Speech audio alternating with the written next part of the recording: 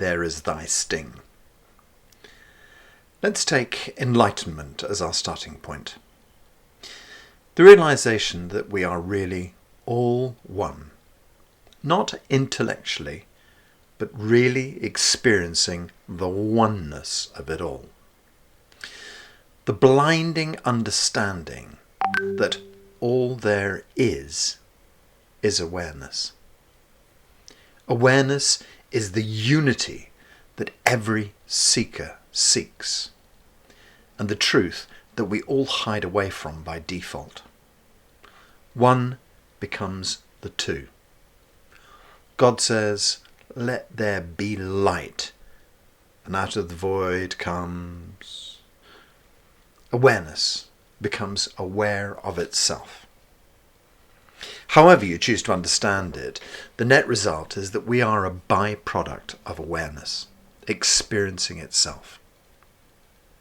The author Mark Livett's personal experience of it says he thinks it's like a fold in a mirror. From a linear plane, the fold enables the mirror to view itself. This is the idea that our universe is two-dimensional. The image of an architect's plan drawn in 2 dimensions being extrapolated into a 3-dimensional projection. That the information stored on the boundary of our universe is projected from 2D into the 3D that we experience. The idea that our intention is able to pin this reality in place, but that with lack of attention, then everything starts to degrade back to its original source form. So we are the architects of our existence. However, we are all just the ground awareness playing this game. Like a fake Western village in a Hollywood movie lot, or a virtual house created on the fly by a computer program. This reality that seems so real is just a fiction. An exceptionally gripping fiction, but a fiction nonetheless. As humans, we seem to have taken a pact to ignore this whole death thing. I guess having a countdown to exit day would be just depressing. Who would want to get out of bed if they knew they only had a few days left? Perhaps it could also be the force that galvanizes to greatness, however. My favourite sport is rugby. It's fascinating to see how a player receiving a red card and being banished from the pitch can make his fellow players suddenly perform out of their skins and to save the match. Maybe we'd all try a bit harder if we had a precise end date. Facing death is indeed the biggest challenge in life. When given a possible death sentence by your doctor, how will you proceed? I've seen as many people throw in the towel as I've seen fight like angry bears. Of the people who consign themselves over to the health professionals versus the people who take on their illness head to head, there is one noticeable difference. The people who choose to fight the battle their own way often live longer, live a better standard of life, and sometimes survive entirely and gloriously. Given the choice of handing over my power and accepting a slash and burn policy, I would use every tool in my box to beat it on my own terms.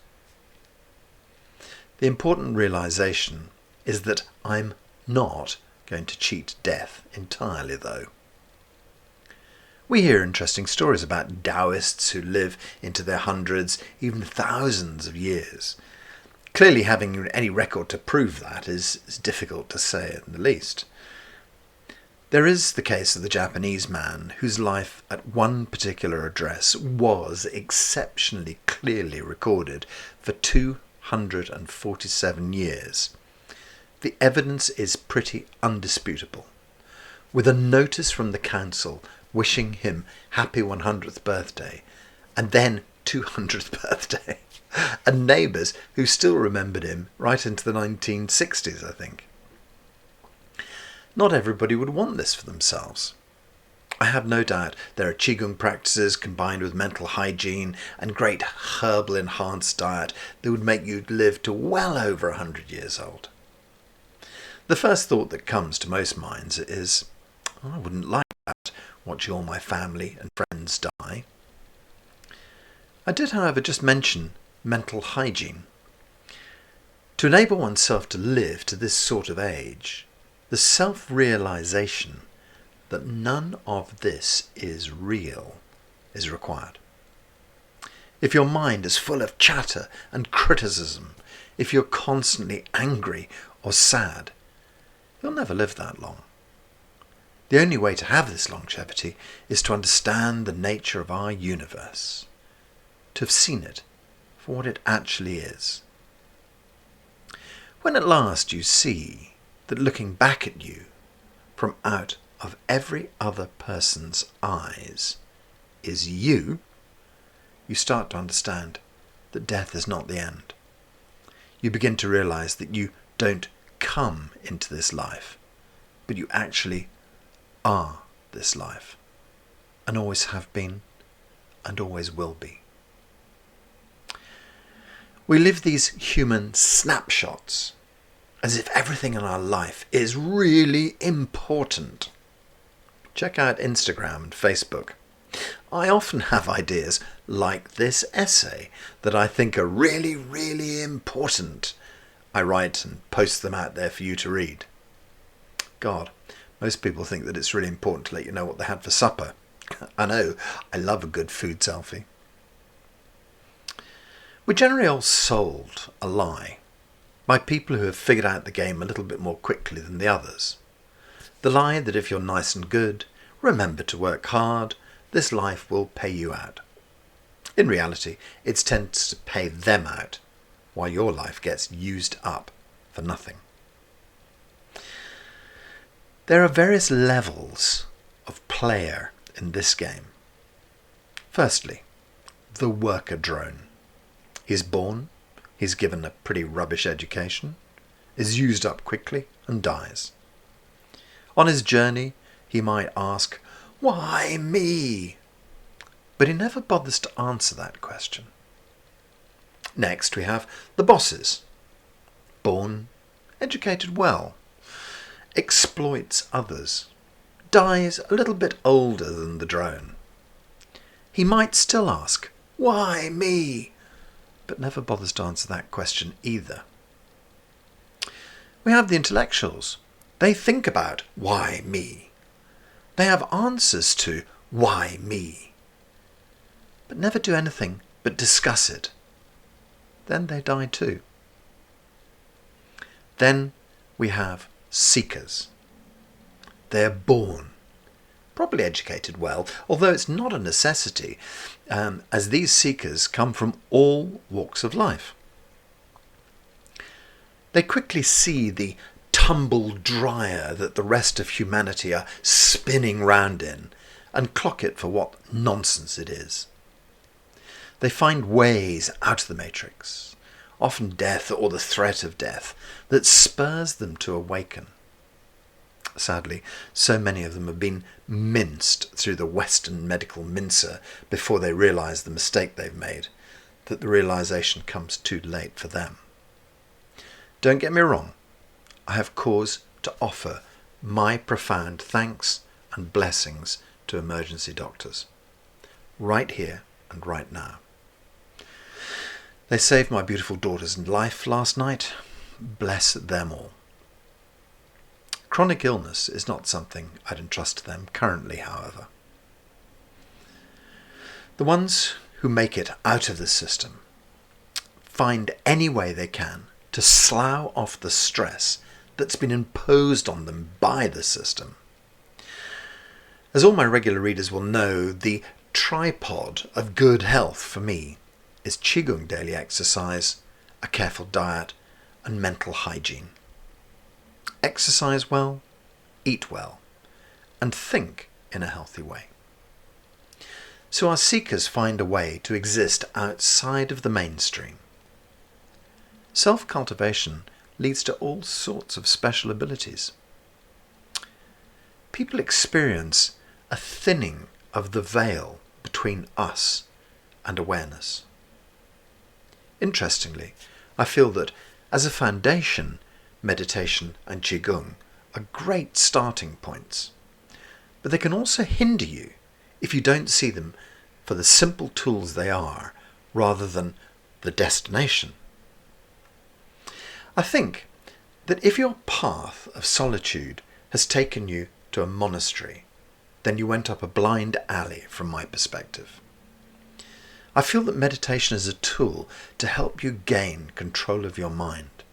Qigong, a tool to gain control of your body. What's required is constant questioning of who am I?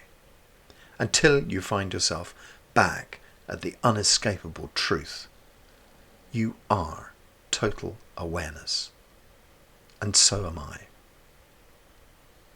The raindrop returns to the ocean. I've cultivated the intellectual understanding of this and experience moments of this from time to time. I'm somewhat lazy and slightly scared of how it will be and what it means.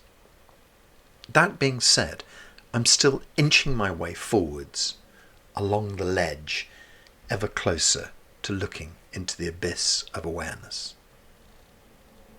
Death, where is thy sting now? Death, there is thy sting.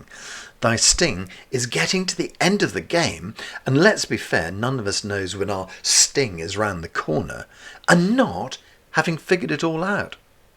Yeah, it's exceptionally rash to think that I might have figured it all out. I think that, as with humanity's stages that I've described above, all of awareness is multi-layered. I love the idea that as you close in on a bit of the game, you start to suspect that you're being played again. I love the idea that everything I'm writing to you is total nonsense. I love to think that one person's death really does equal death. That life after death will be heaven for another person. That reincarnation will be that for yet a third soul. I think in a universe of infinite possibilities, you can have whatever you please. So for me, I think I've worked it all out and will probably be proved correct for me one day.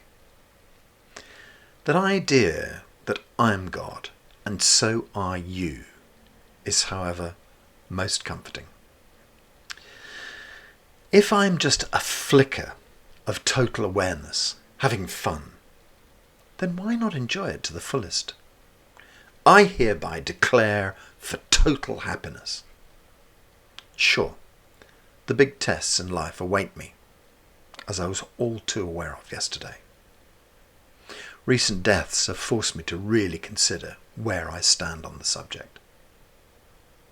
I now understand where sadness and sorrow have an appropriate part to play in my life. If I truly believe I am God, and so are you, then everything is exactly as it's meant to be right now. People talk of soul contracts. It certainly helps to explain the death of a young child or a young person, that they have chosen to impact the game in a very specific way. Arrive with a splash and exit in a shocking way, thus perhaps awakening a few more souls to their true seeker potentials. If this is the design of the game, and if I am the fabric of the game, nothing can ever be wrong ever again. It's appropriate for me to feel sorrow, and it's appropriate for me to experience total joy too. Although, from a Chinese medicine perspective, it's much better to try and navigate the waters without too many waves. Try to keep to the middle of the stream is much more healthy. Given all this, if you choose to sit at home and watch TV till they carry you out in a box, or decide to climb Everest naked with only a pair of flip-flops. It doesn't matter. Free yourself now. Cast off the drudgery. Die with a smile on your face, because you never really existed anyway.